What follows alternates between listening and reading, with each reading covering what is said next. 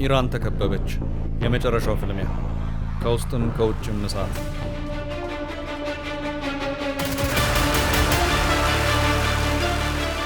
ዘጋርዲያንና ታይም መጋዚንን ጨምሮ ታዋቂ የመረጃ ምንጮች እንዳሉት የፈረንጆቹን አዲስ ዓመት መግባት ተከትሎ በኢራን በተቀሰቀሰው አመጽ የኢራን መንግስት ከ30 ሺህ በላይ ተቃዋሚዎችን መግደሉ እየተነገረ ነው። በ31 ግዛቶች በ574 ቦታዎች ላይ በተካሄደው አመጽ የኢራን መንግስት ምህረት የለሽ እርምጃ ቢወስድም አገዛዙ ሳይወድቅ አንገባም ያሉ ተቃዋሚዎች ዛሬም ድረስ አሉ።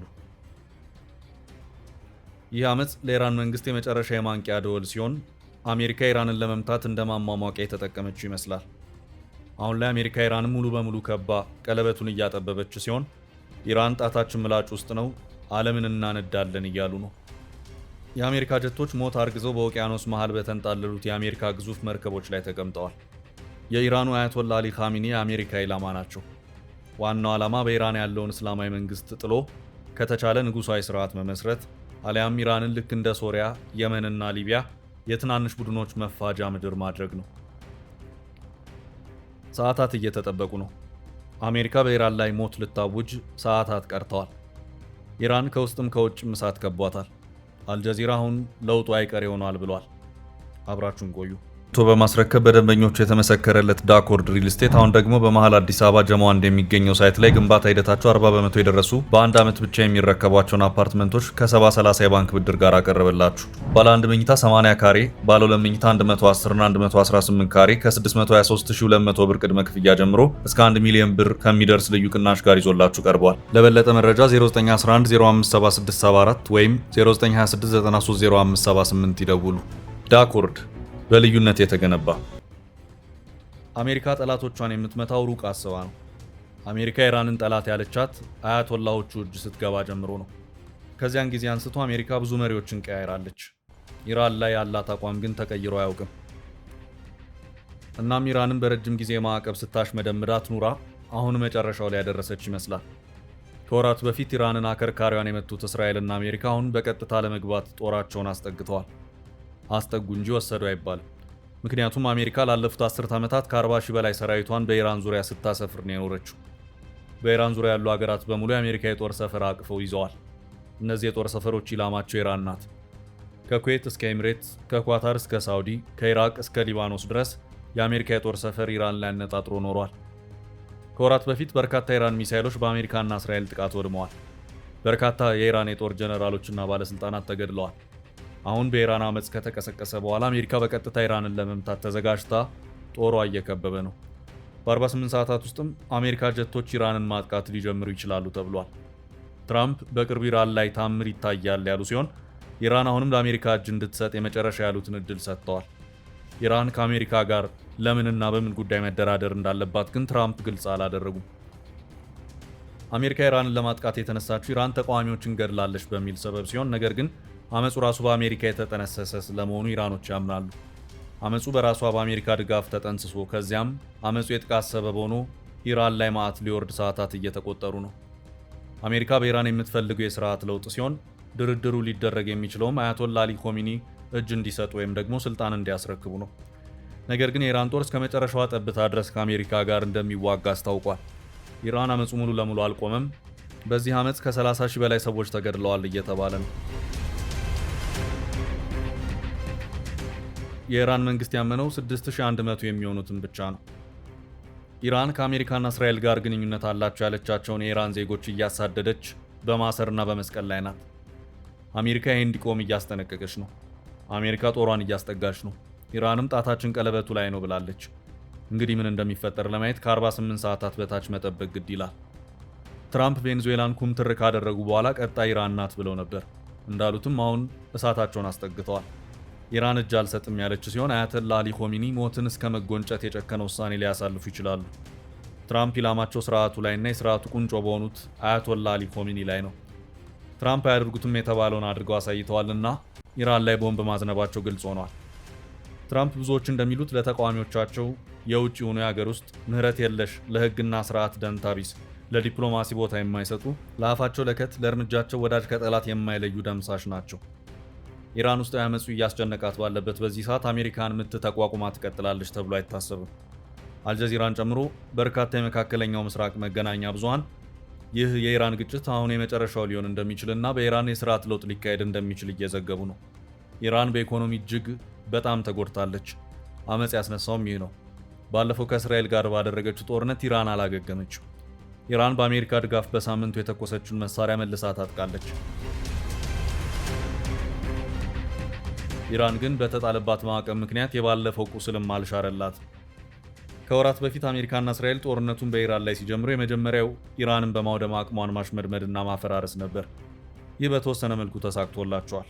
ኢራንን የሚያግዛት አንድም ሀገር አለመኖሩ የበለጠ እንድትዳከም አድርጓታል። ሁለተኛው የኢራን መሪዎችን በማስወገድ የመንግስት ለውጥ ወይም ሬጂም ቼንጅ ለማድረግ መዘጋጀት ነበር። ይህም ባሰቡት መልኩ ሄዶ አሁን የቀጥታ እርምጃ ላይ ደርሷል። አሁን አሜሪካና እስራኤል የሚፈልጉት ኢራን ውስጥ አዲስ ወዳጅ የሆነ ስርዓት እንዲመጣ ማድረግ አሊያም ኢራን ፈራርሳ የተዳከመች ሀገር ማድረግ ነው። ሶስተኛው ደግሞ የኢራንን የኒውክሌርና ሚሳኤል አቅሞች በማውደም ኢራንን ሊባኖስ ማስመሰል ነበር። ኔታንያሁና የጦር መሪዎቹ ቃል በቃል ያሉት ኢራንን ሊባኖስ እናደርጋታለን ብለው ነበር። ብዙ ውድመት አድርሰዋል። በተለይ ኢራንን ሳይንቲስቶቿን እንድታጣ አድርገዋታል። ጀነራሎቿን ገድለዋል። በቢሊዮን ዶላር የሚቆጠር ንብረት ኢራን በቀደመው ጦርነት አጥታለች።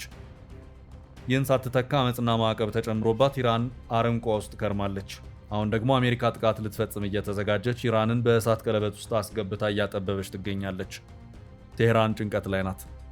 አመፁ አሁንም ሙሉ ለሙሉ አልቆመም። አሜሪካን የሚጣሩት ሰልፈኞች ድምጻቸው ይሰማል። በዋናነት ለ14 ቀናት የተደረገው አመፅ አሁን ላይ ኢንተርኔት በመጥፋቱ ምክንያት ቢቀዛቀዝም ሰልፈኞቹ ተገድለዋል በሚል አሜሪካ ለጥቃት እየተጠጋች ትገኛለች። የመብት ተሟጋቾች ኢራን ውስጥ ከ6000 በላይ ተቃዋሚዎች በመንግስት የጸጥታ ኃይሎች መገደላቸውን አረጋግጠናል ብለዋል። እነዚህ ተቋማት ያረጋግጡት እንጂ በኢራን ከ33000 በላይ ዜጎች በጅምላ ሳይገደሉ እንደቀሩ ተነግሯል። 26852 ሰዎች ደግሞ መታሰራቸውን አስታውቋል።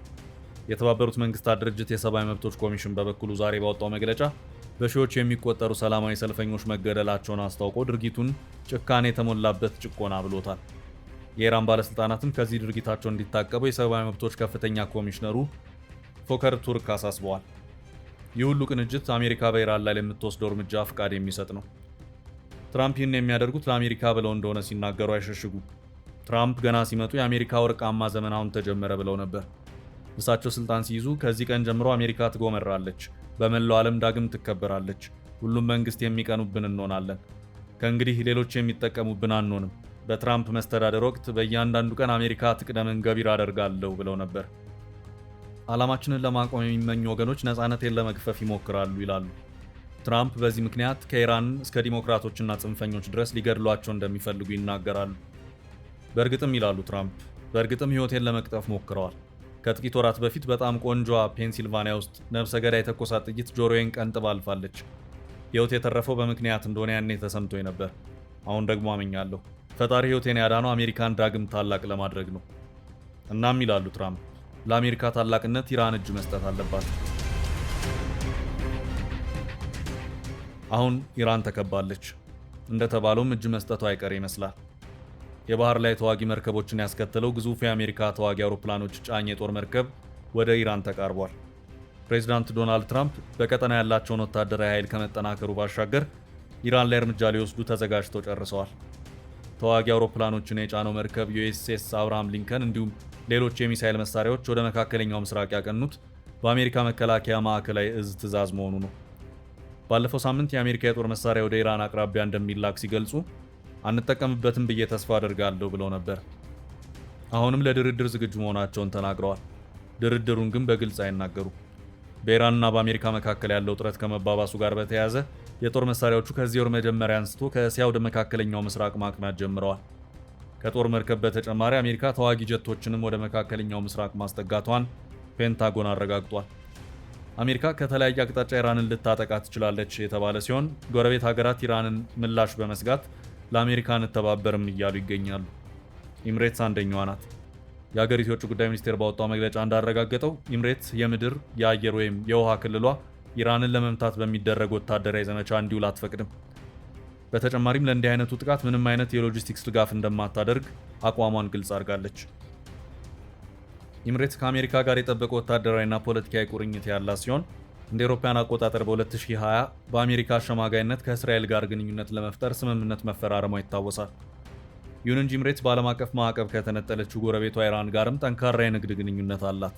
ምንም እንኳን በቀጠናው ፖለቲካ ሁለቱ ሀገራት በተቃራኒ ጎራ ቢሰለፉም አቡዳቢ ግዛቷ የጦርነት ቀጠና እንዲሆን እንደማትፈልግ በዚህ መግለጫው አመላክታለች። በጥንታዊ ስሟ ፋርስ በዛሬዋ ኢራን ከዓለማችን ቀደምት ጥቂት ሀገራት መካከል ትጠቀሳለች።